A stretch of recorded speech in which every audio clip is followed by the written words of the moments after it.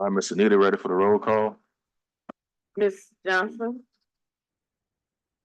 You doing this? Sorry, Madam Clerk. Okay, All right, Madam Clerk Johnson, ready for the roll call. My apologies. that's okay. Roll call, Councilmember King, Here. Councilmember Green, Present. Councilmember Thomas, Councilmember Morrell, Here. Councilmember Moreno. Present. We have 5 members. We have a quorum. The French Quarter Economic Development District, January 18th, 2024. We have motion M24-2024-1 by District Member King, approving the FQEDD annual budget for the year 2024 as approved by the FQMD on December 11, 2023, and January 17, 2024, the full budget with amendments attached hereto as Exhibit A. That the following is an operating budget of revenues from the French Quarter Economic Development District Trust Fund, Fund 5128 as follows. French Quarter Improvement Operating Fund, 5128, Chief Administrative Office, 200 other operating, $1,315,114.38. Department of Police, 100 personal services, $2,827,257. Your total fund 5128 is $4,292,371.38. That is the motion that's on the agenda. Thank you. Thank you, Madam Clerk. We do have a presentation. Ms. Carly Franklin. Good morning. Thank you all for having me here. First, we're going to go through the third quarter report for 2023. As you know, 2023 is the second year of the special sales tax funded program governed by the tripartite cooperative endeavor agreement with Mayor's Office, City Council, and the French Quarter Management District. This additional quarter set sales tax is mandated to have the first $2 million in remittances dedicated to post-certified police patrols. Any additional revenue are split between growing those patrols and other public safety programs, including homeless assistance. The ballot language in the CEA dictates the FQMD is required to administer for the FQEDD by providing fiscal and operational oversight, as well as making quarterly reports to the City Council, which is why we're here today. So in the third quarter, remittances for the sales tax were $732,000. Our expenses were $563,000. Hold on, Ms. Franklin, we do have a comment, a question. I can wait till you get to the trust fund summary. All right. I have a question on that particular slide. All All right. right. So as we look at our budget to actual for the year, our remittances for year to date at this of the third quarter were over 100% of what we anticipated for the year. Meanwhile, our expenditures out of the trust fund were only at 60%. Now, this is due to a number of reasons. One being that the administration did not finish a number of projects, including the procurement of these streetlights, filling the additional parking enforcement shifts, or hiring the code enforcement officer that was budgeted in 2023. Actually, that's where I have my question. So, and this is not unique to you. It's actually a similar problem to what downtown development has, which is that though we collect a special sales tax, it goes into the fund. You essentially, rather than the districts themselves procure things like replacing or fixing roads, installing streetlights, you basically have to contract with the city. You request that the city do the work. The city goes through its procurement process, and then when it has selected someone, then you pay them to pay that person. Is that correct? Well, the money in the trust fund is actually sitting in a city account. FQMD does not strike any of the checks. City holds the money, the city does the procurement, and the city pays the contractors. All French Quarter Management District does is provide the oversight and provide these reports to you and get public feedback. So the city that can't procure and fix its own streetlights is in charge of procuring and fixing the French Quarter streetlights. That is correct. Okay, thank you. So as we said, the sales tax collections, they're on par with the 2023 budget, slightly exceeding those of the 2022 remittances. Again, those expenditures are low for the reasons that we said. And in the third quarter, our supplemental police patrol shifts were still at a low percentage being filled. We have improved on that since. Couple of updates, the streetlight installations were halted by the administration. They informed the agreement monitors that they would not be able to proceed with the new installations due to staffing and procurement issues. The crime camera installation is in process. As of the third quarter, 18 of the camera installations were completed and live. As we go into the key performance indices for the supplemental police patrol program, in the third quarter, we had 100% of our officers trained in quarter specific laws. Our app response time was 15 minutes. Our citizen contacts were fantastic at over 1,300 citizen contacts. And also our business checks were up at 595, almost 600 business checks on average in that month, or in that quarter, excuse me. And as you can see, the percentage of shifts filled that we said was low increased dramatically in the third quarter from 54% to 74%. That is due to the supplemental pay that this body approved for the weekend shifts. As those were the hardest for us to fill, that increased supplement pay has really helped to increase our shifts filled. Now, we have a number of categories that we track that we don't see as key performance indices, but it's data that we want to collect and make sure that we're providing to you and to the public. In that, we can see that our app calls received were at 361. They're also responding well to dispatch calls, and our self-initiated calls is up. Self-initiated calls are calls where the officer puts in that they're responding to a specific action. Our arrests and apprehensions were up in the third quarter with a monthly average of 15. Summons and citations were also up in the third quarter with an average of 57 per month. Our subjects moves is holding steady. Our miles patrolled was up again because we filled more shifts.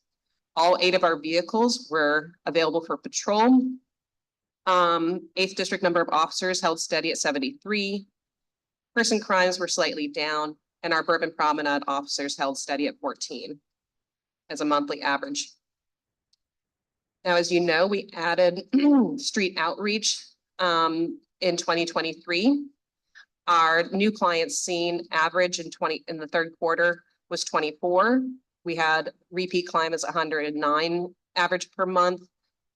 As we go through this, what I think is significant to look at here is the number of clients that are connected with treatment. We had 11 as an average.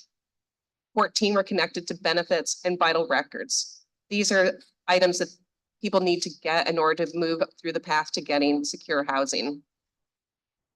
Now, our priorities as we look at the fourth quarter, which we'll be here in February to present to you all, is getting that dedicated code enforcement inspector hired and trained, filling those weekend parking enforcement shifts. And that means working with Department of Public Works to figure out how to get them to fill those voluntary overtime shifts. The app for the Supplemental Police Patrol program, for the last 5 briefings we've been here, we've mentioned this. We've been waiting on the city to complete the RFP process. We want to preserve the success of the existing app. We want to improve that technology by working with the city's IT department, and we want to assure that ethical and transparent public bid process is being followed. Again, we want to staff all the patrol shifts. That weekend incentive pay has been activated, and we've already seen an uptick in our percentage of shifts filled. To that end, we want to track the impact of filling both weekend and weekday shifts. We want to make sure that that incentive pay on the weekend is not pulling officers off of those weekday shifts. Additionally, we had funded putting a staffing pilot in place at the Real-Time Crime Center as we've installed more of the crime cameras and license plate readers. We want to make sure that that's effectively staffed at the RTCC so that we're capitalizing on that force multiplier. And in the fourth quarter, we're going to be reviewing all of the performance of the parties and vendors. So when we come back in February, we can tell you who's met their key performance indices and who's not, what programs were actually fulfilled and which ones did not. So also in the fourth quarter, when we come back to February, we're going to be reporting on the KPIs that were set for 2024. Is there any questions on the third quarter briefing before we get into the 2024 budget? All right. So as we look at the 2024 budget, the CAO is estimating that we will have $3 million in remittances in 2024. We also have rollover. So those unspent funds that were not spent, again, that 2 million per year for the Supplemental Police Patrol program, and then anything above that, that can go to other public safety programs. We have over $2.7 million of rollover funds, unspent dollars in the trust fund. So that gives us 3.4 million to go to the Supplemental Police Patrol program and 2.3 million to go to other public safety programs. So first we'll go into the Supplemental Police Patrol program. We're estimating close to $2 million for the CEA required shifts for the Supplemental Police Patrol officers and their patrol shifts. That weekend incentive pay, we're estimating that at $356,000. We're also putting into this budget a weekday incentive pay. It'll be half of the weekend pay, but again, trying to pulling officers off the weekday shifts to fill the weekend shifts and fill all of our shifts. So we want to incentivize that. So we're competitive with other details in the city. We're keeping 13,000 in there for NOPD to help at the Real-Time Crime Center during special events. We have a full-time NOPD supervisor for the program, and they have an assistant. So we're looking at $2.8 million for the Supplemental Police Patrol program personnel. And then we get into the operating costs. Again, we have the SPP app, which is going to be a recurring cost of $50,000, but the one-time cost is we want to make sure we're promoting that. Once the city completes the RFP process, whether it's the same vendor or a new vendor, we want to make sure that all of the businesses and residents of the French Quarter know which app to call and to use it. We also are putting in $15,000 for general office maintenance. The French Quarter Management District came out of its own pocket to spend $7,000 to renovate our office for the Supplemental Police Patrol program in the 8th District Station. Things like mold, insufficient air conditioning, rotten carpet, so on and so forth. We want to make sure that we have money in there in case there's any other problems in that office. We're also putting in $4,000 to train the NOPD on radar, and we're providing 3 mobile light units for the 8th District that will be used exclusively in the French Quarter. A recurring cost, of course, the SPP app. We have $15,000 in there for vehicle maintenance, office supplies, that radar that we talked about training for. We have to purchase that, we have to lease that. And then the DigiTicket machines, that is a lease. And then of course, mobile internet. So we're around $150,000 in operating costs for the police program. Then we get into the other public safety programs. We are keeping the dedicated code enforcement inspector in here. I understand that this person has been hired now as being trained. So we would really like to get them on the streets as soon as possible. The camera replacement stock, while we have a warranty and maintenance of the cameras, we want to make sure that we have a backstop in case a camera is hit. The Royal Street sleeves, that is for the barricades for the Royal Street promenade. We have the lease for the license plate readers, the French Quarter camera maintenance agreement, and then streetlight maintenance of $150,000. Again, this goes to us needing to have all of our streetlights working in the French Quarter. Then we go into the homeless assistance services portion of this program. We are bringing in Covenant House this year to do street outreach with youth. So that's a new program for this year. We are maintaining our TASNO case management. We are adding a 3rd case manager this year. One of the things that TASNO asked us is for additional transportation cost. They have 1 van for all of the TASNO case managers. So we're putting in money for them to purchase their own van, and then a recurring cost for them for fuel, insurance, etc. The last component of our homeless services that we're presenting today is the rapid rehousing program. I think you all are familiar with this. The idea is to be able to move our unhoused individuals off of the street as quickly as possible into housing, including landlord incentives, move-in kits, and rental subsidies. We've budgeted for 20 individuals, but we doubt anybody will be in the system for an entire calendar year. So hopefully by budgeting for 20, as people move into permanent housing with a voucher, we will be able to assist more people than just the 20. So as we sum up, between our revenue and our rollover, we have over $5.7 million available this year. The administrative cost for FQMD is $150,000. That is billable for our actual cost. Our SPPB personnel is $2.8 million. The operating costs, $150,000, and then our other public safety programs, just over $1 million. That gives us a total budget of 2024 of $4.1 million. We will have an estimated surplus of $1.6 million if we are able to have the city execute everything in this budget. But that $1.6 million will be available for rollover next year for any additional costs that we might incur. You have any questions?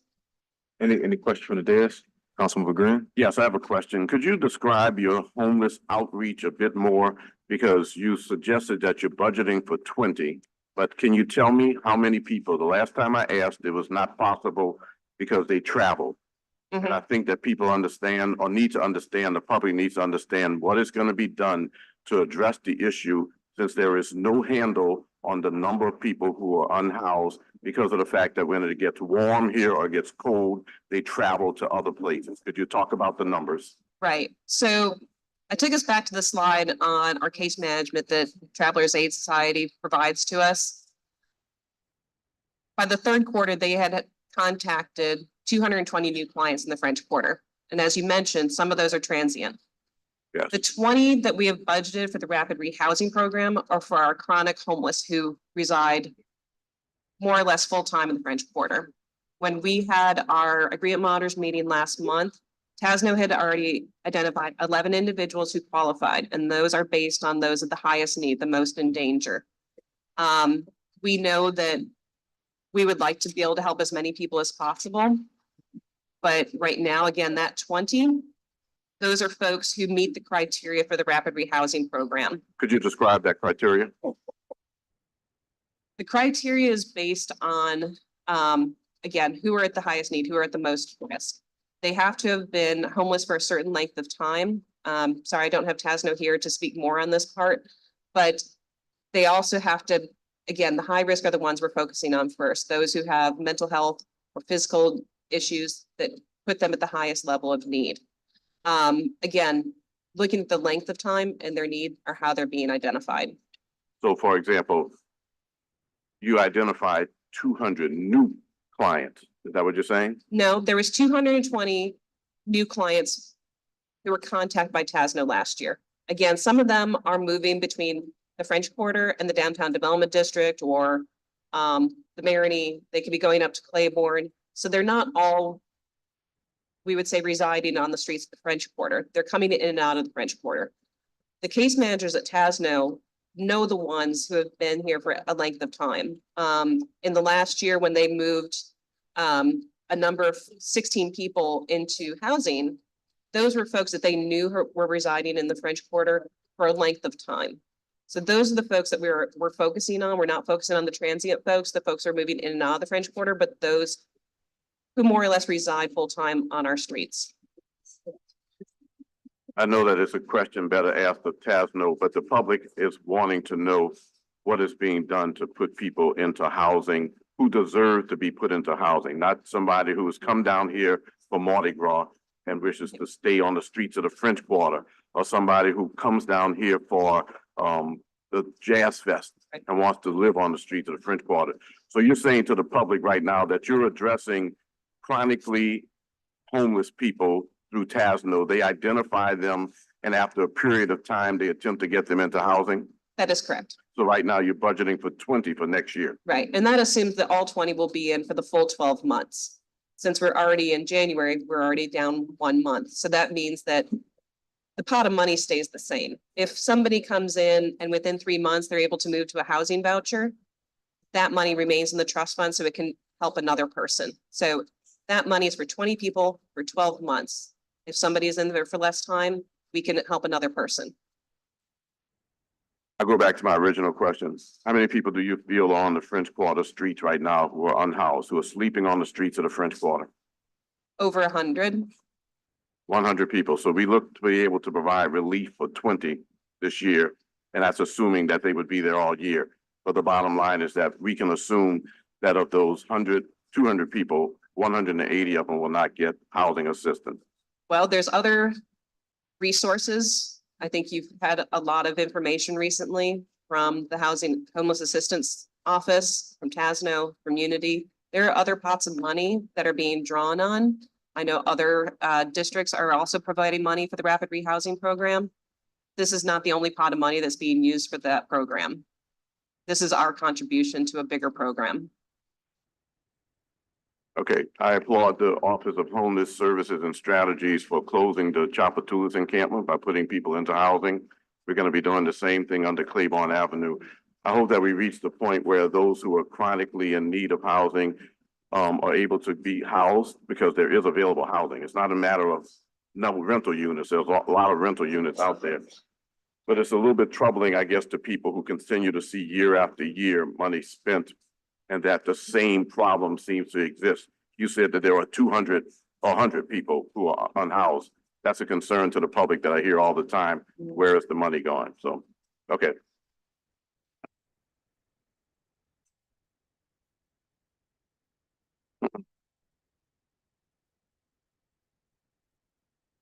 Thank you, Councilmember Green. We do have an online comment. Can we get that comment? This is from Robert House. He says, while I appreciate the FQEDD rep's presentation, which outlines the public safety aspects of the French Quarter, it details nothing about the real economic development of the French Quarter. There needs to be data showing job creation or new business economic impact in the district because of the budget allocations for public safety. Again, I appreciate that public safety is tied to economic impact. How can we know if these public safety measures are for sure increasing economic mobility? If that is not the importance, we should change the name of this district to the French Quarter Public Safety District if all that is being reported and all budget allocations are going to public safety. That's it for the online comments. Thank you. At this time, make a motion to adopt. Second by Councilmember Green.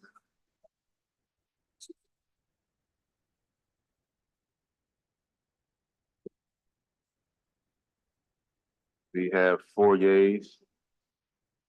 We need one more.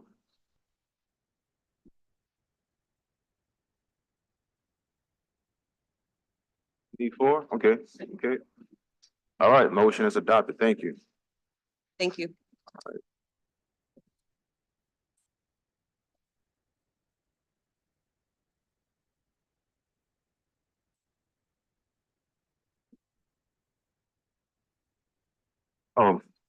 This time make a motion to adjourn. Second by Councilmember Jeruso, all in favor? Aye. Ayes have it. Meeting is adjourned.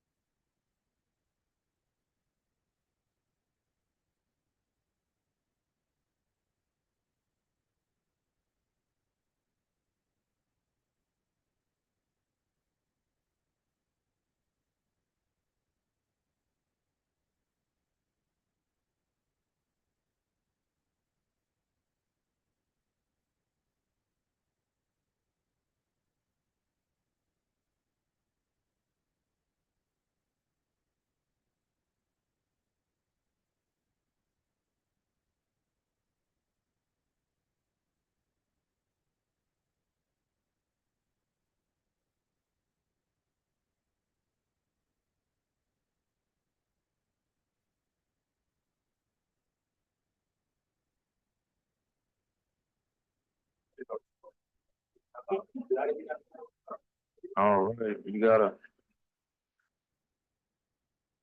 Huh?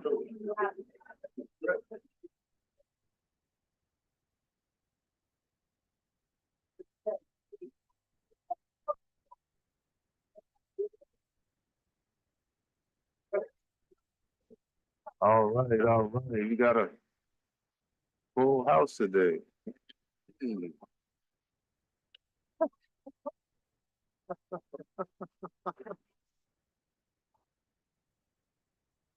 All right, we're gonna get a chant going.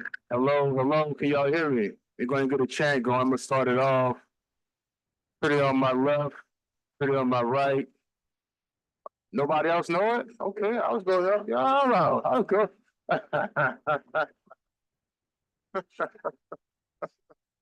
There's always time for that.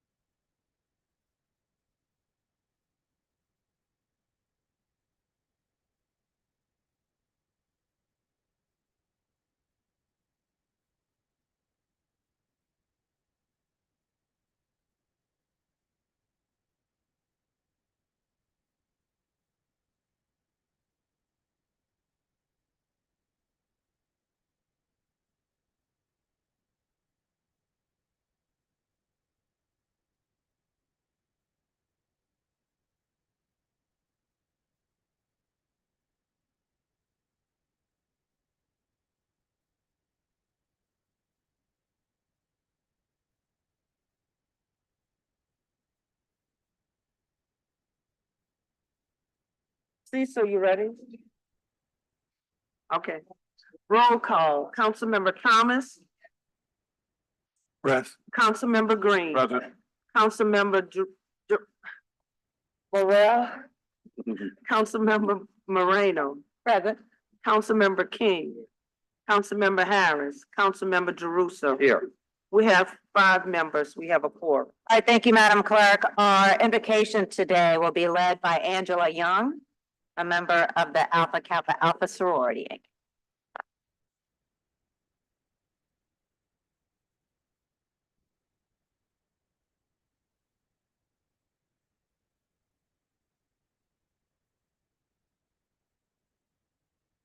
Let us pray.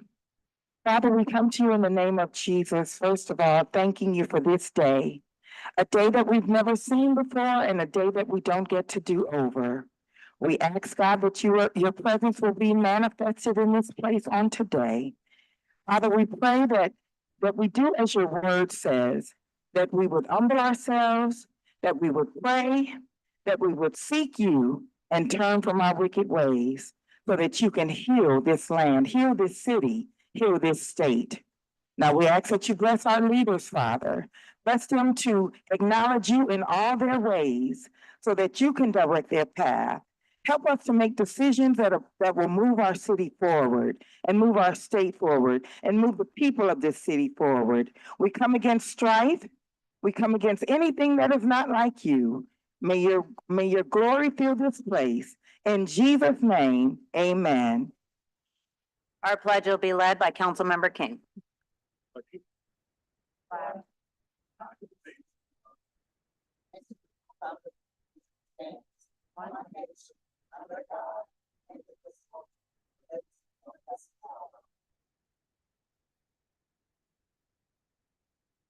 Special orders of business.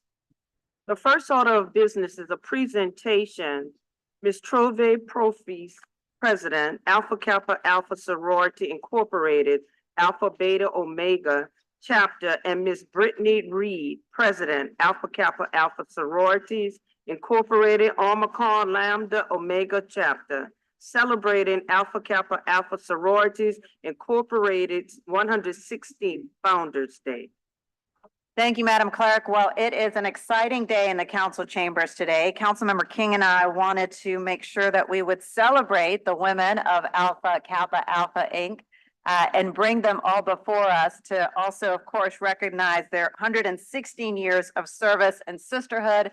As we all know, the AKAs are tremendous leaders, not only throughout our city and throughout our state, but also throughout our country.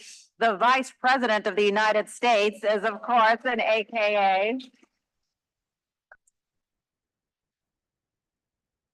And so due to today that we want to celebrate of the 116 years of service and sisterhood, we wanted to bring you all together. We have today presenting members of 3 of the graduate chapters, Dr. Brenda Jackson, Brittany Reed, and Amani Johnson are before us today.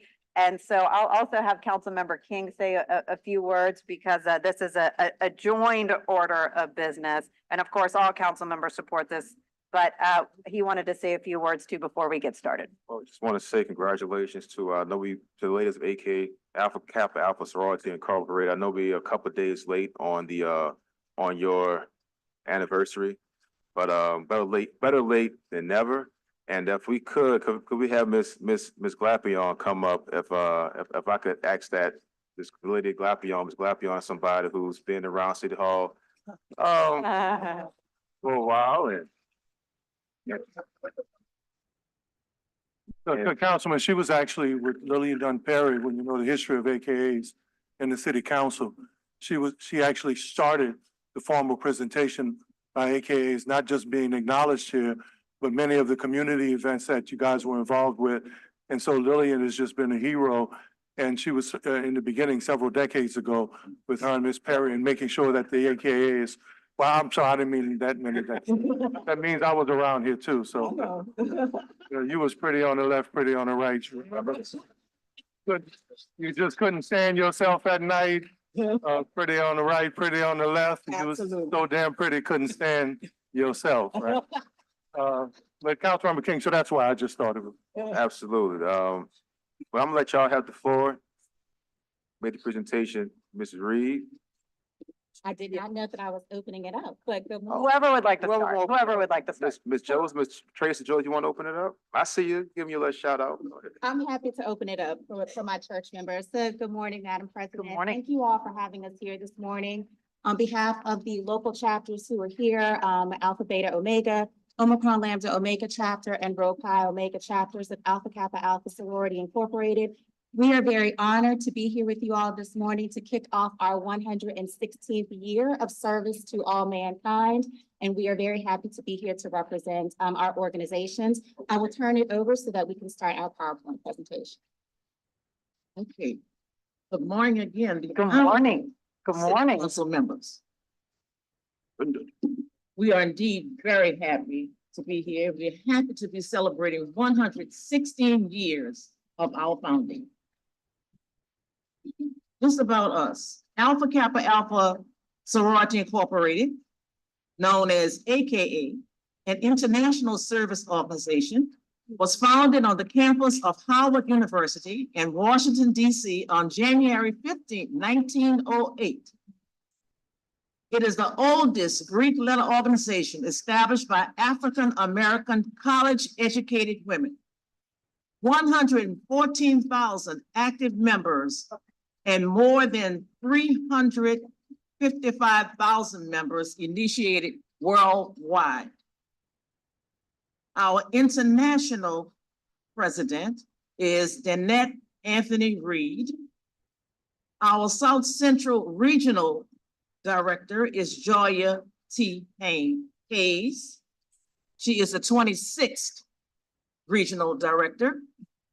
We have before us our 2022-26 administration initiatives, and they are strengthen our sisterhood, empower our families, build our economic wealth, enhance our environment, advocate for social justice, uplift our local community. We are about service to all mankind. And so now you'll hear a little bit about some of the local chapters. We will start with Alpha Beta Omega chapter.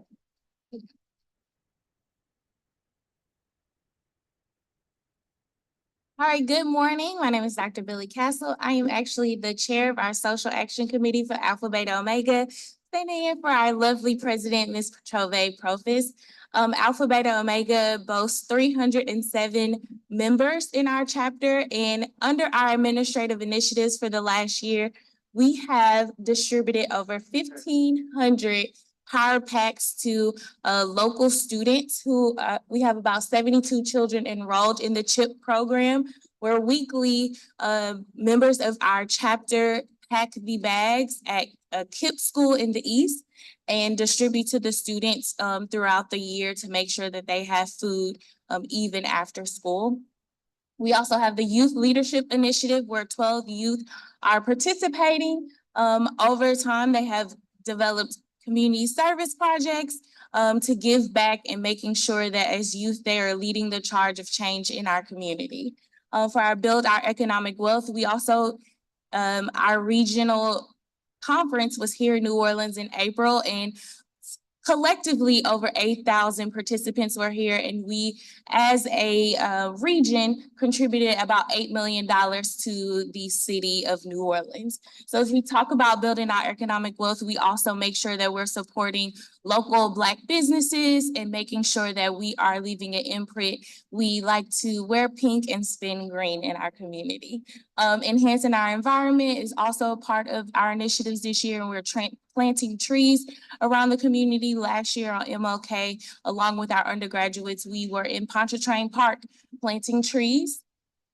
And then for Advocate for Social Justice, as we are here this morning, but we are also engaging in voter mobilization, where we are out spreading the word, not to just register to vote, but to vote on time and early. And so our chapter has mobilized about 126 voters and engaged over 500 residents in the city regarding voting. So I will move on to Omicron Lambda Omega.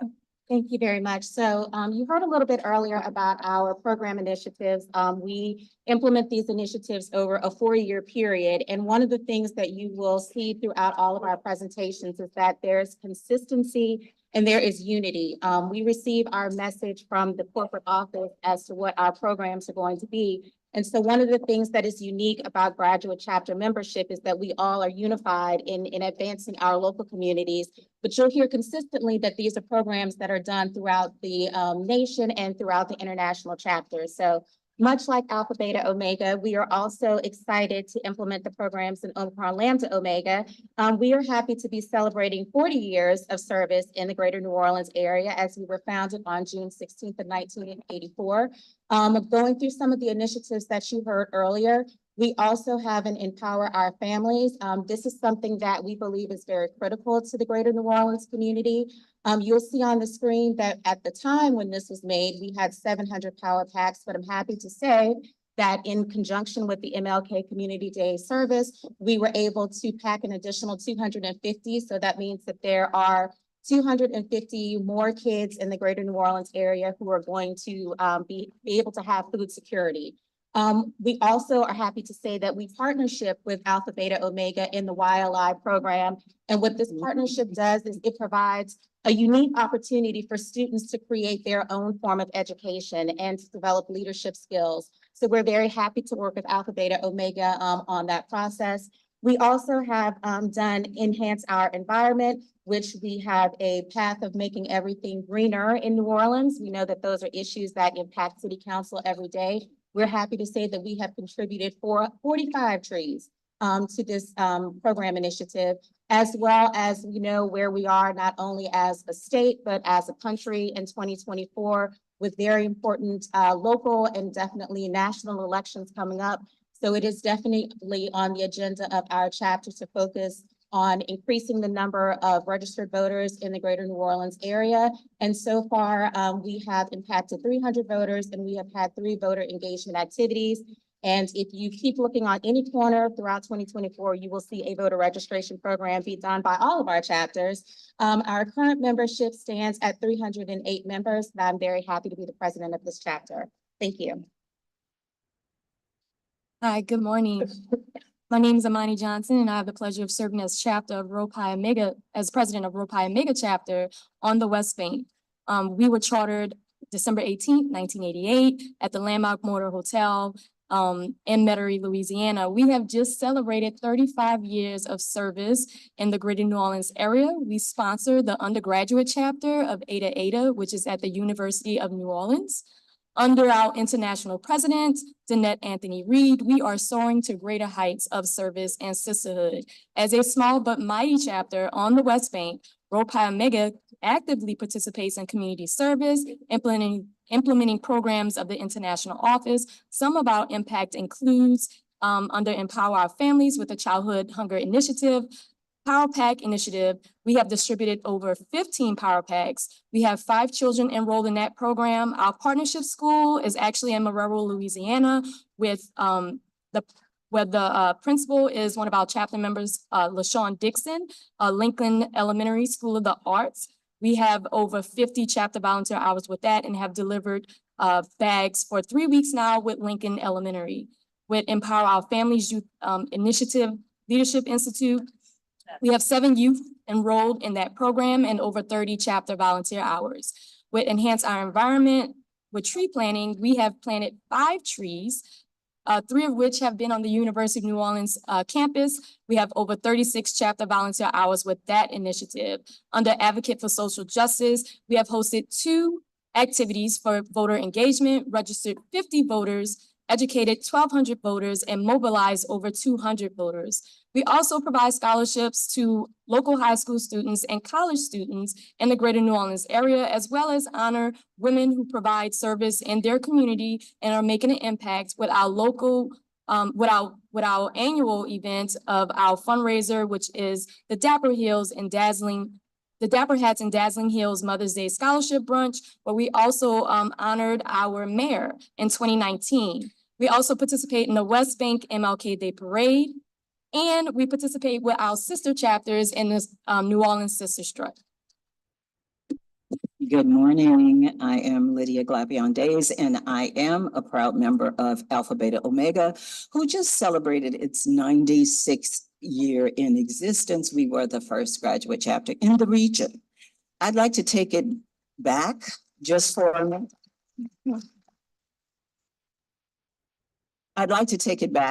minute. We mentioned Lillian Dunn Perry. As Councilmember Thomas knows, Ms. Perry volunteered 17 and a half years for the City Council. She played the piano every 2 weeks prior to the council meeting. I met my sister Lillian in 1996. In 1997, she came to my office, and with the blessing of my mentor and supervisor, Audrey Gates, she said, Sister Lydia, you will bring Alpha Kappa Alpha to the City Council. Now, you know, we treated our seasoned sisters and our I hate to say elderly, at that time kind of different. So my response was, yes, ma'am. Yes, ma'am. And so we had the first AKA day at the City Council. We titled it A Day for 20 Pearls. She proudly played the piano. I want to give you another memory that I had of my sister Lillian Dunn Perry. We all know in 2002 she passed. But 2 weeks prior to that, I was able to coordinate an honoring of her for the City Council. Her daughter brought her here. I knew how sick she was. I also knew how terminal everything was. But as the council members got individually up and told her how much they loved her, told her how much she meant to them, and gave her a half dozen of roses each. I saw her face light up. I saw her eyes twinkle, and I saw her smile. So this today, I am so proud that this is on the foundation of what Lillian Dunn Perry built. And to me, this honors her.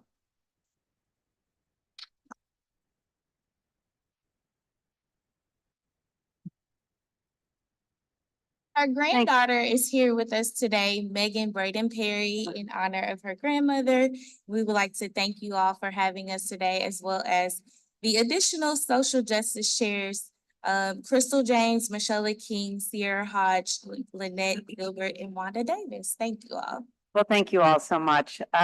On the topic of Ms. Dunn Perry, Ms. Glapion, we actually have a surprise for all the members who are here today. And this was because of Sheree Hunter, who is on my staff, who of course is a member of Alpha Kappa Alpha Incorporated. She said that we needed something permanent in this council chamber to honor Ms. Lillian Dunn Perry. And so Sheree created this beautiful plaque. Wow. That will go on the piano that you see behind you, so that it will be a piano that is in honor of Ms. Lillian Dunn Perry. And as you know, this piano has been here for quite some time. It has. A funny story though, you know, this technically is city property, this piano, and trying to get to the approval process to get this done. I'm not sure we're quite done with it, but I'm sure the city council will be supportive in clearing this hurdle to have this plaque added to this piano.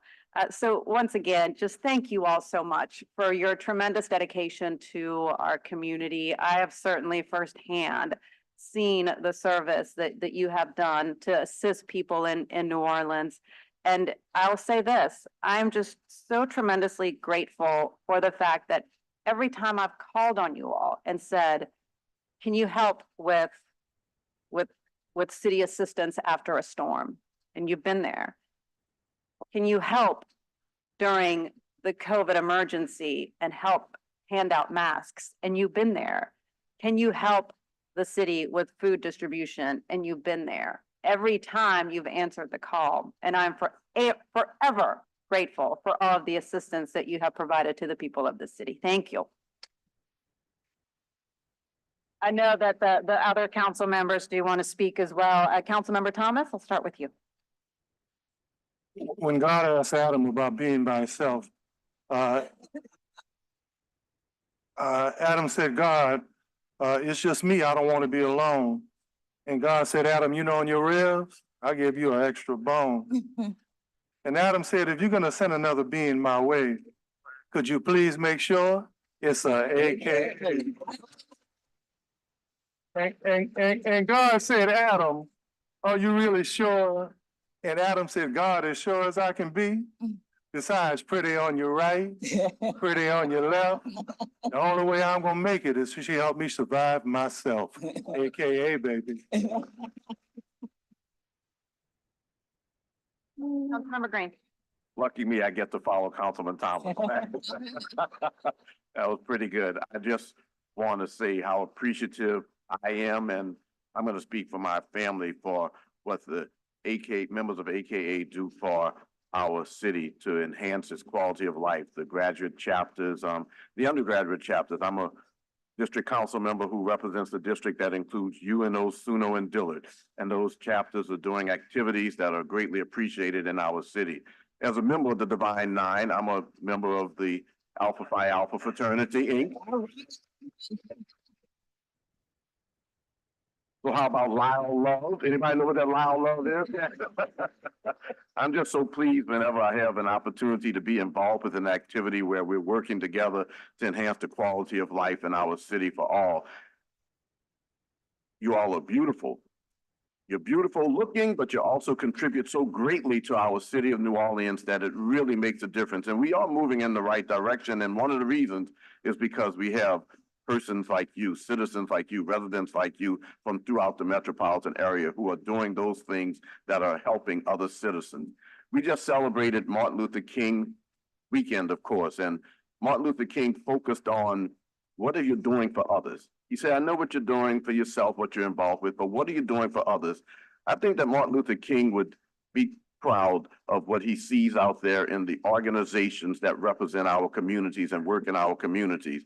And it was mentioned the food drive, it was mentioned the food drives, working after storms. And I'm a big tree planter, so it's great when I see members of AKA out there planting trees in our community. It does make a difference in enhancing our communities, reducing mean temperatures and reducing flooding. All of that's part of what I am pleased to do in our city. But it's always great when I have an opportunity to work with members of AKA getting that work done. And so I'm proud to be here on today. I thank you all very much. This is a great celebration, a great day to be here at the City Council. And I look forward to, as we move forward in the future, seeing and working with you all as we continue to do great things for our city.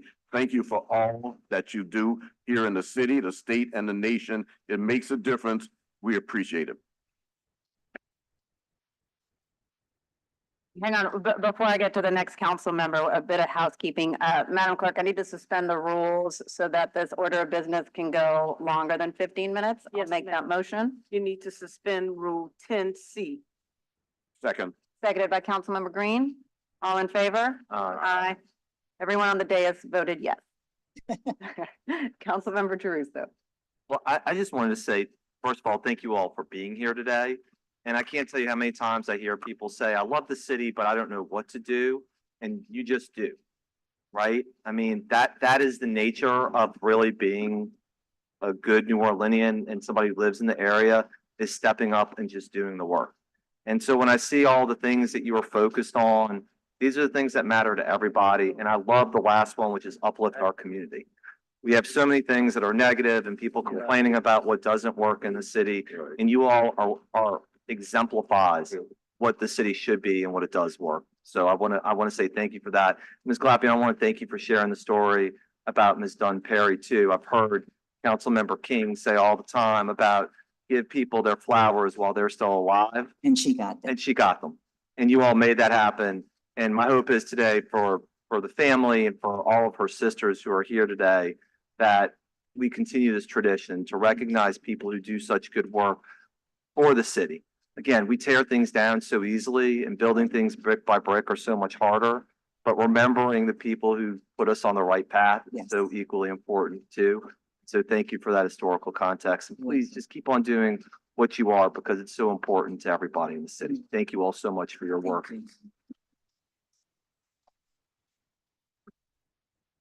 And we do have proclamations to present to you all. So whoever wants to come forward and be part of the picture, you can enter into the dais and we'll line up right in front of this desk. Oh, boy.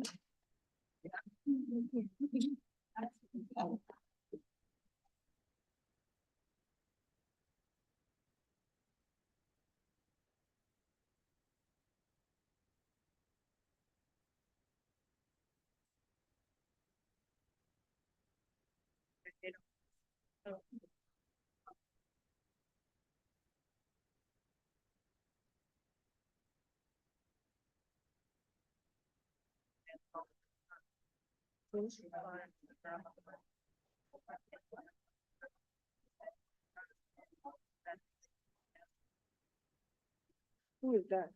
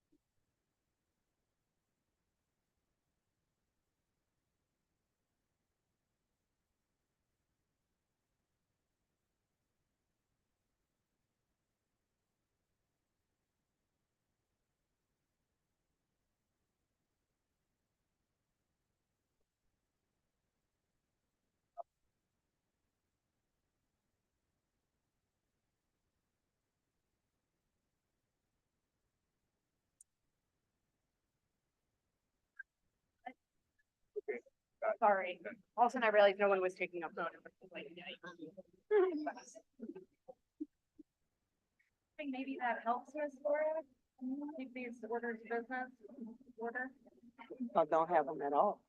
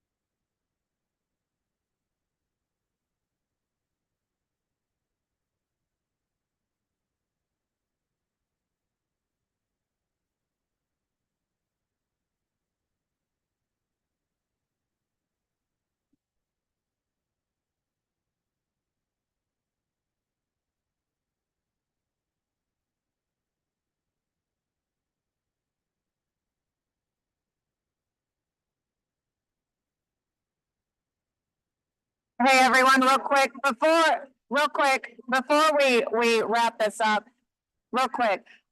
Ms. Reed has actually a very important, statement to make, and I want to give her the opportunity to make these remarks, because it has to do with another member of your sorority, and it's important information. And so, Ms. Reed, if you could, please. Thank you so much, Madam President, for giving me the floor to speak to this. We again welcome the opportunity to be here, and I think that it would be a missed opportunity if I did not give remarks on how much we are committed to this community, but one of our own was a victim of violence in this community this past Sunday. While traveling on Dowman and Chef, one of my chapter members, and a member of Alpha Kappa Alpha was a victim of gun violence. She was traveling in her car, patronizing a business in New Orleans East when unfortunately she was the unintended target and the accidental victim of a shooting. This is something that is very, very close to my heart as somebody who is a public servant in the city. It is also something that I know is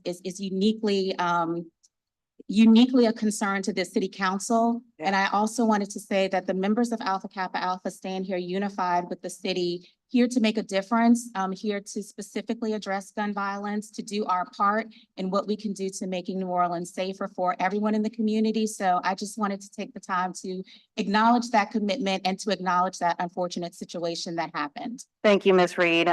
First, of course, the entire city council sends our deepest condolences for what has occurred. And please let us know if there's anything that we can do to assist your member. Will do. And I know that there's one thing that Yes. is on a lighter note. Yeah. I was told that one Councilman King, forgot to acknowledge that his wife is a member of Alpha Kappa Alpha Sorority Incorporated.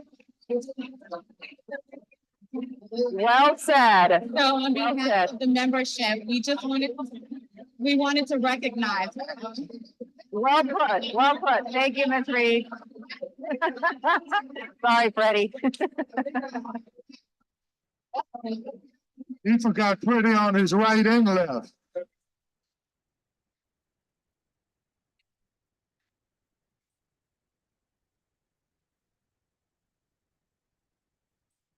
Definitely want to acknowledge my wife, who is a member of Alpha Kappa Alpha Sorority Incorporated. My wife's sister, sister-in-law, church member, Sister Clark.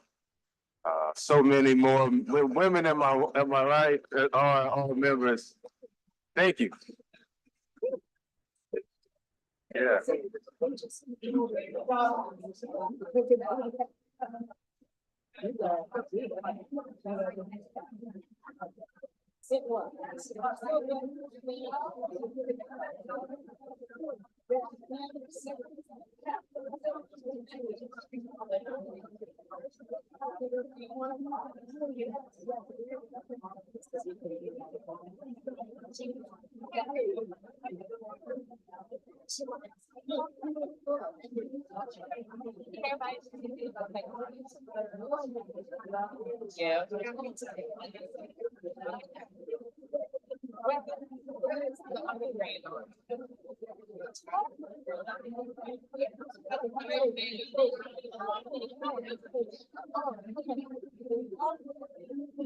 But she was there for the tourist. The wedding.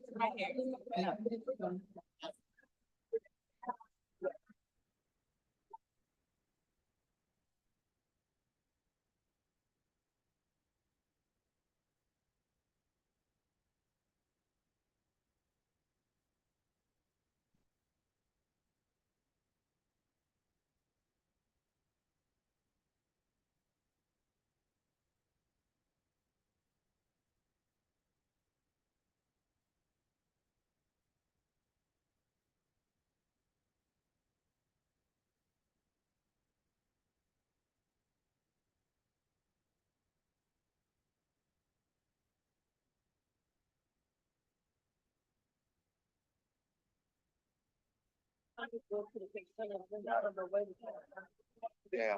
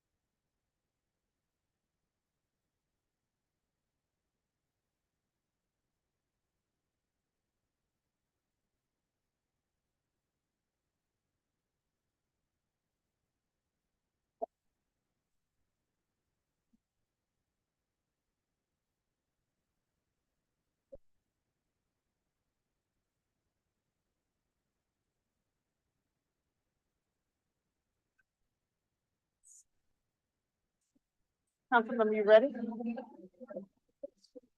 If the council members can come back to the dais, please, calling all council members.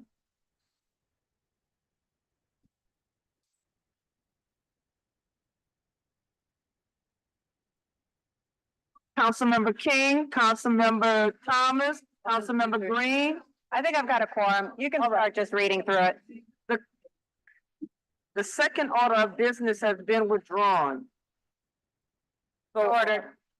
On page 4, consent agenda, we have a communication from Aaron Spears, Chief of Staff and Council Utilities Regulatory Office. This should be marked received. A communication from Jennifer Avagno, MD, Director of Health Department, City of New Orleans. This should be marked received. On page 5, a communication from Amy B. Trepanier, Director of Personnel, City of New Orleans, Department of Civil Service. This should be marked received. A communication from Gilbert Montano, Chief Administrative Officer, City of New Orleans. This should be marked received. A communication from Elaine Lynch Boutte. This should be marked received and referred to the Public Works Committee. On page 6, we have a communication from Alex Dunkenberger, Special Projects Manager, Chief Administrative Office, City of New Orleans. This should be marked received and referred to the Public Works Committee. We have motion line over M24-9. We have a communication from Zachary Smith, owner, Zach Smith Consultant and Design, 1426 St. Bernard Avenue. This should be marked received. Suggested hearing date, February 1st. We have a communication from Christopher E. Johnson, Architect LLC, AIA NCARB, lead GA, owner, principal, 1331 Nashville Avenue. This should be marked received. Suggested hearing date, February 1st. Page 7, a communication from Martana Johnson, Executive Assistant, New Orleans Building Corporation. This should be marked received. We have a communication from Danielle C. Ahmad, Director of Project Management, Persona, Triangle, Signage Lighting Facility Services, 714 Canal Street. This should be marked received. Suggested hearing date, February 1st. We have a communication from Winston Fiora, Director of Land Use and Constituent Affairs Liaison, Councilmember Freddie King III, District C. We have RTA application renewal, 939 Iberville Street, French Quarter Apartments Limited L Partnership. We have RTA application 1001 Canal Street, 1015 Canal LLC. This should be marked received. Suggested hearing date, February 1st. On top of page 8, we have a communication from Stephanie Landry, Chief of Staff, New Orleans Police Department, City of New Orleans. This should be marked received and referred to the Criminal Justice Committee. See motion M2437. We have a communication from Shelby Flynn, Director of Innovation, Chief Administrative Office, Service and Innovation, City of New Orleans. This should be marked received. See motion M2431. Communication from William T. Solomon, Chief of New Orleans EMS, City of New Orleans. This should be marked received, referred to the Community Development Committee. See motion M2430. On page 9, we have a communication from Tammy Q. Jones, June, Administrative Secretary, Board of Liquidation, City Debt. This should be marked received. A communication from Melinda Vasquez, Professional Designs Group. This should be marked received. We have a report of Chriselle McGowan, Deputy Police Monitor, Office of the Independent Police Monitor. This should be marked received. We have a report of the Deputy Director of the New Orleans Historic District Landmark Commission, Central Business District, Historic District Landmarks Commission, 1426 St. Bernard Avenue. We have a report of the Executive Director of the City Planning Commission. This should be marked received. Suggested hearing date, February 1st. On page 11, ordinance calendar number 34,515 by Council Members Jerusalem King Harris by request. The fiscal note was received. The Budget Committee recommended approval. We have ordinance calendar number 34,516 by Council Members Jerusalem, Moreno, Green, and Thomas by request. The fiscal note was received. The Budget Committee recommended approval. Page 12, motion M2413. by council members Jeruso, Moreno, Morel, Green, and Thomas. The Budget Committee recommended approval. On page 13, motion M 2414 by council members Jeruso, Moreno, Morel, Green, and Thomas. The Budget Committee recommended approval. Motion M 2415 by council members Jeruso, Moreno, Morel, Green, and Thomas. The Budget Committee recommended approval. On page 15, motion M 2416 by council members Jeruso, Moreno, Morel, Green, and Thomas. The Budget Committee recommended approval. Motion M 2418 by council members Jeruso, Moreno, Morel, Green, and Thomas. The Budget Committee recommended approval. On page 17, motion M 2419, council members Jeruso, Moreno, Morel, Green, and Thomas. The Budget Committee recommended approval. Page 18, motion M 2420 by council members Jeruso, Moreno, Morel, Green, and Thomas. The Budget Committee recommended approval. Page 19, motion M 2421 by council members Jeruso, Moreno, Morel, Green, and Thomas. The Budget Committee recommended approval. On page 20, motion M 2422 by council members Jeruso, Moreno, Morel, Green, and Thomas. The Budget Committee recommended approval.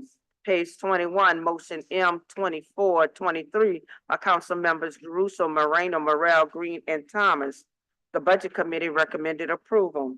On page 22, at the bottom of the page, motion M 2425 by council member Harris by request adding council member Moreno. The questionnaire was received. Governmental Affairs Committee recommended approval.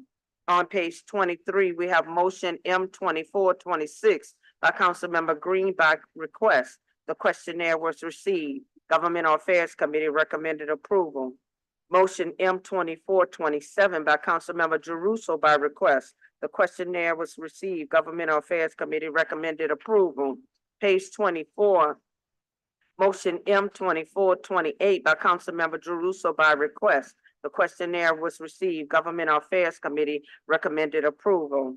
On page 25, motion M 2429 by council member Harris by request, adding council member Moreno. The questionnaire was received. Governmental Affairs Committee recommended approval. Those are all the matter on the consent agenda. Thank you, Madam Clerk. Come on up, Michael.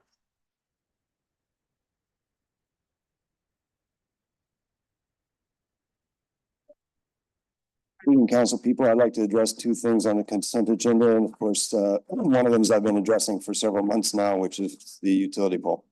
So the utility pole at Felicity and Magnolia needs to be addressed. And interestingly, it needs to be addressed perhaps by the council because the council controls CURA, which is the Council Utility Regulatory Office, which does not have any blue collar ability. All the Council Utility Regulatory Office individuals are white collar people who have offices and law degrees and interact at a high level. They don't seem to have a low level group of employees who wear blue collars and go out into the world and do things. So rental bucket trucks can be rented. They don't have to be bought. This can be done. I don't like being threatened, so I don't like to threaten other people, but I figure after I've sat up here for a year talking about this, what I'll do is rent a bucket truck, inform everybody, including the police, that I'm going out and messing with city infrastructure and get arrested because a year will go by and that is rude to my neighborhood. My neighborhood is a historic neighborhood. It has been in existence and part of New Orleans for a very long time. And it is within sight of the Superdome. And it is supposed to receive benefits from being part of the city. And part of the benefits that you receive from the city is willingness to go out of your way to take care of small stuff when it rises to the point of community irritation. It's kind of like waste tires. You may have 10,000 waste tires, you may have 100 waste tires, or you may have one waste tire.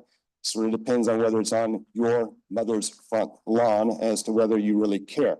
So I realize that most people don't care because most people don't live in Central City, but I do. And quite frankly, it's getting to the point where it's past irritation and starting to be an insult.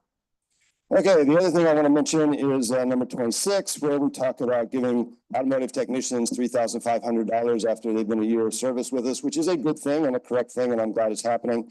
I will point out that we are giving pay raises to other individuals inside the city that raise from $1,000 a year to $10,000 a year here today.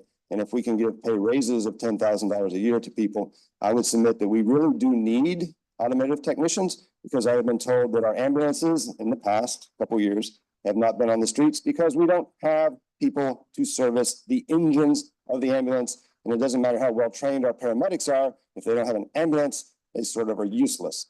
So it would be good to provide our automotive technicians for a little more money than we are doing right now. Thank you very much. Thank you, Mr. Burnside. The consent agenda has been moved by We have- Councilmember Green. Oh, I'm sorry, you have something online, Anita? Yeah, sorry, we have one online comment. This is regarding the Health Department's report on December encampment cleanup efforts. This is from Deisha Greeley. She says, were there any considerations of encampment cleanup efforts as required by section 82703 in New Orleans East? Is New Orleans East listed and included in the cleanup efforts? And that's it for the online comments. Thank you, Anita. All right, all in favor? Adopting the consent agenda. 5 yeas, no nays.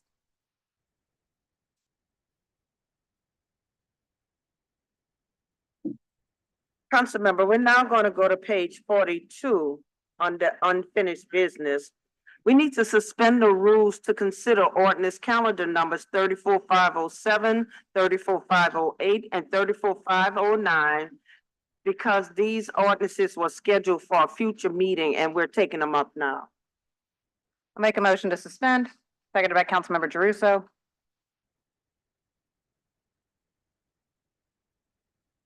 Five yeas, no nays. We have ordinance calendar number 34,507 by Councilmember Moreno. An ordinance to ordain section 2-8.3 of the code of the city of New Orleans to require provisions in city contracts relative to cooperation with the Office of Inspector General and otherwise to provide with respect thereto. All right, thank you, Madam Clerk. Today's legislative grouping that we have before us has to do with the ordinances that the Office of Inspector General suggested that we move forward in response to the Smart Cities investigation. So this package has several ordinances that are aimed to prevent fraud, waste, and corruption in city contracting. The safeguards are critical after, as I mentioned, the Inspector General confirmed potential violations by city employees regarding the procurement of the Smart Cities project. Ordinance 34507 would require all city agreements, including RFPs, MOUs, contracts, purchase orders, and related documents be uploaded into the BRASS system within a prescribed period of time, and further requires parties to provide the Inspector General with documents and information as requested. A failure to comply with requests would constitute a material breach of the contract. Ordinance 34508 reduces the minimum disclosure amount to $0 in order to capture any potential conflicts of interest. And finally, ordinance number 34509 requires city agreements be uploaded into a public-facing dashboard BRASS within a prescribed period of time. And that particular ordinance does have an amendment. When we get to it, I will present that amendment. So, Madam Clerk, do we have to vote on each of them individually? Okay, we do. All right, so let me first take item 34501, that ordinance. 7. What'd you say? 34507. My bad. I'm looking at 7 and I'm saying 9. Thank you. 507. I'll make a motion to adopt. Been seconded by Councilmember Green. All in favor? 6 yeas, no nays. Thank you. All right, now 34508. I see no public comment. Yeah, but I need to read it in the record. Thank you, Madam Clerk. Okay, ordinance calendar number 34,508 by Councilmember Moreno. An ordinance to amend and reordain section 2-692 of the code of the city of New Orleans to require additional information regarding outside business activities and otherwise to provide with respect thereto. Thank you, Madam Clerk. I'll make a motion to adopt. Seconded by Councilmember Morel. 6 yeas, no nays. And then the final one is ordinance 34509, Madam Clerk. On page 43, by ordinance calendar number 34,509 by Councilmember Moreno. An ordinance to ordain section 70 of the Code of the City of New Orleans to require certain disclosures and prohibit certain activities in connection with city procurements and otherwise to provide with respect thereto, and there is an amendment. Amendment to ordinance calendar number 34,509 by Councilmember Moreno. Number 1, on page 1, line 8, delete 10 and insert in lieu thereof 20. That is the amendment. Thank you, Madam Clerk. This just extends the timeline for the administration to upload contracts, MOUs, amendments, et cetera, into BRAS from 10 days to 20 days. So I'll make a motion to adopt this amendment. Been seconded by Council Vice President Morrell. 6 yeas, no nays. And now the ordinance as amended. I'll make a motion, seconded by Councilmember Morrell. 6 yeas, no nays. Thank you. Council members, we're now going to go to page 47.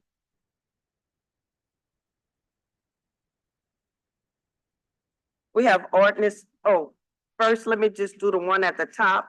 Ordinance calendar number 34,497 is being deferred to February the 1st. At the bottom of the page, ordinance calendar number 34,510 by Councilmember Harris by request, adding Councilmember King.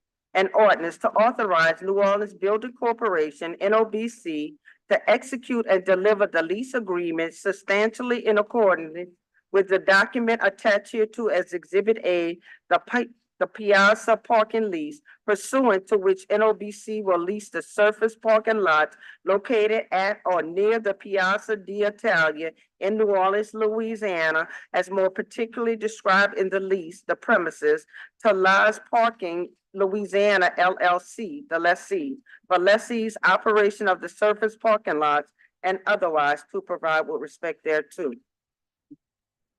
Thank you, Madam Clerk. I'm gonna ask Ms. Conley to come up and say a few words about this ordinance, about this motion. Good morning. New Orleans Building Corporation respectfully requests your approval of a lease between New Orleans Building Corporation and Laz Parking for the operations of the parking lots at Union Passenger Terminal. Union Passenger Terminal, for the term of 5 years with a 5-year renewal. All right, thank you, Ms. Conley. Got this time to make a motion to approve. I just want to ask for a clarification. We're on 510, right? Yes. This is the Piazza d'Italia. Right.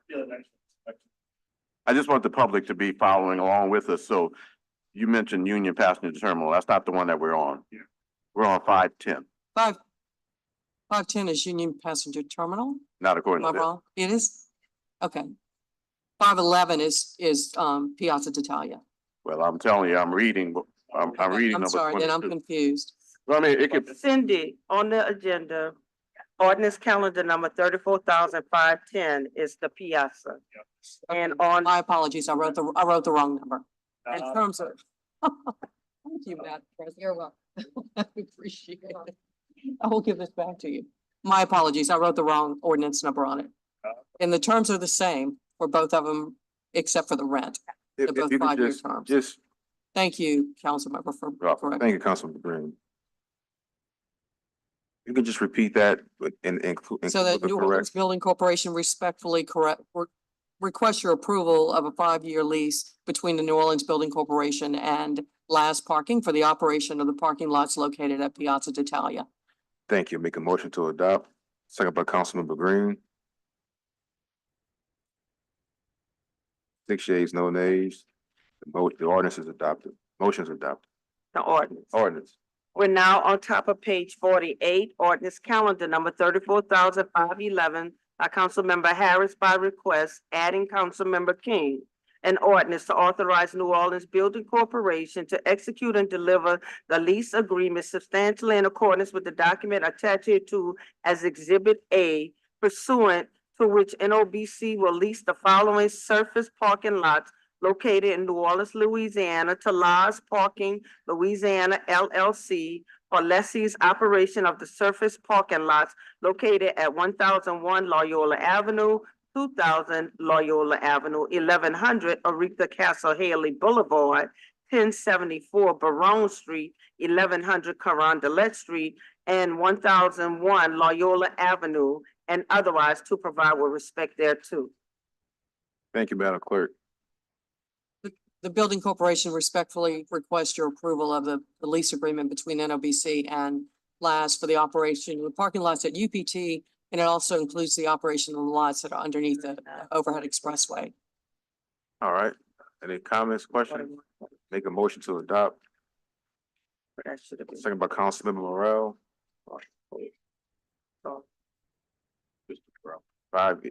6 yeas, no nays. Thank you. Thank you.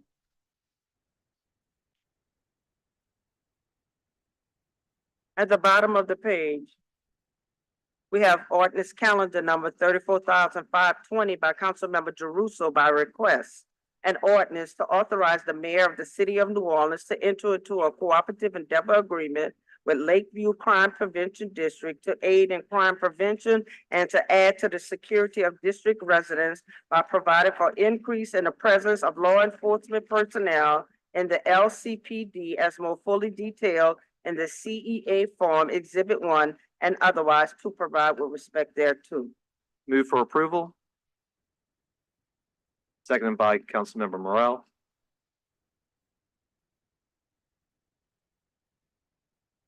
Think I'm waiting on one more. 6 yeas, no nays. Thank you.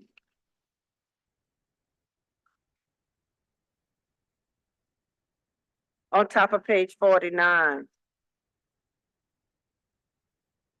we have ordinance calendar number 34,527 by Councilmember Thomas by request. An ordinance to authorize the mayor of the city of New Orleans to enter into amendment number 2 to a previously executed cooperative endeavor agreement between the city of New Orleans and Family Center of Hope, Inc. relative to the operation of the Evening Reporting Center, which serves as an alternative to detention for youth involved in the juvenile justice system, to modify the provisions therefore and extend the term thereof for an additional 2 years as more fully set forth in amendment number 2 form and otherwise to provide with respect thereto. This extends the already existing agreement for 2 years at $300,000 a year, but we do have some speakers on this item. On the Youth Detention Center, we have Mr. George Makti and Brother Chewy.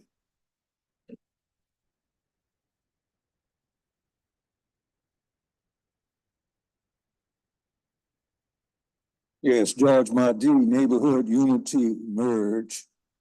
When we talk about the alternatives to juvenile education, we have to talk about what are the causes of academic failure. We have to focus on that. You know, why do these kids do not want to learn? The answer is youth are doomed by the deadly forces of politics of racism and the politics of miseducation. Education has failed because the present system doesn't want racial competition. This is about the paper chase. You know, white kids against black kids. That's the problems that we're having with the, education performances. It goes back to No Child Left Behind. It goes back to high stakes testing. It goes back to the school to prison pipeline. All these things impact the kids from a racial, political, and academic perspective. You know, the attacks on Black history, the attacks on critical race thinking. This is the shift that's going on in the public and also on the political levels that we have today. That, you know, that battle's going on that level. That trickles down to the education of the kids in terms of learning how to read and write, being prepared to be properly paired to take career courses and a career path. It is up to, this is what causes truancy and juvenile delinquency in our school system. It's up to the council. You have to be about progressive reform, academic and educational reform, because nobody else is going to do it. That's your role. That's your job as representative of the Black community and the community as a whole. So as we move forward, concentrate on these things, because that's the problems that we're going to have to face down the line if we want to be serious about changing these problems. Thank you, Mr. Mati. Mr. Brother Chewy Clark. As always, my name is Albert Chewy Clark. I'm always here representing three groups. One of them is Neighborhood Unity. One of them is MERS Mobilization and Racism and Government Everywhere. Other is the POCC Prison of Council Committee. Again, we've always said that you're gonna deal with our kids either in the beginning or gonna deal with them out on the back end. You know, right now, the state of Louisiana is scheduled to open a juvenile prison in Monroe, Louisiana. You know, that deal with those kids that they took from juvenile facilities and brought them to Angola. In addition to that, you know, they're scheduled to open another facility. Either they're gonna renovate it or they're gonna open up another facility that deal with juvenile. You're talking about spending $20 million. $20 million, really. Again, we said that over and over initially, from the beginning. You know, either you deal with our kids in the beginning or you're gonna deal with them on the back end. You know, this council, the state of Louisiana and the likes allow, first of all, the state of Louisiana to take over the public schools. You know, knowing that the state had no experience as it relates to, dealing with school, but they took over the school and they failed. They failed. And when they failed, what they did, they gave them to the charters. That's right. Y'all understand? They gave them to the charters. And the charters are failing. You heard? I got 2 kids. My kids go to that fit. That school is closing. This year is closing. This is going to be the last year. But all the charters are failures. You heard? Either you're going to deal with our kids in the beginning or you're going to deal with them at the end. Again, this initiative by the mayor, again, who is it private? That's like, it's a private initiative because, that's the thing. Everybody trying to hustle us. Just like with the adult facilities. Louisiana privatized most of them, not all of them. We like to know exactly whether or not this is here. Is this a private initiative? Somebody gonna get paid, on the pretense of helping our kids. Again, that's a legitimate issue. Again, as we say, again, you're gonna deal with us either in the beginning or at the end. But I definitely like, just look at that. Thank you, Mr. Clark. Any online comment? Move adoption. Second by Councilmember Jeruso. Vote your machines. 5 yeas, no nays, and the ordinance is adopted. At the bottom of the page, ordinance calendar number 34,528 by Councilmember Morrell. An ordinance to amend and reordain section 34-28 of the Code of the City of New Orleans to provide relative to the regulations of throws during the carnival season and otherwise to provide with respect thereto, and there is an amendment by Councilmember Morrell. On page 3, delete the words single ply, fully biodegradable, and marine grade on lines 30 through 31, and insert fully biodegradable, marine grade, and made of the most readily degraded form of paper commercially available in lieu thereof. That is the amendment. Thank you. As many of you may have followed, this was previously in our previous revamp of the Mardi Gras ordinances. There's a prohibition on the throwing of toilet paper, and working with the riders and leadership of Tux, bringing in sanitation as well as Parks and Parkways. We were able to work on a compromise so that Tufts can continue to have this signature throw. Since it is the parade of toilets, they need their toilet paper. The amendment that is in front of you is part of that ongoing effort to provide as much flexibility to new technologies as they emerge, as there's the possibility that you could have more biodegradable paper that works at the single or double ply level. This is a great conversation to have in front of the council. So this just gives them greater flexibility, but it still requires the approvals of Parks and Parkway and sanitation in an ongoing process. I will move to adopt the amendment. Can I get a second? Second by Councilmember Druso. Please vote your machines.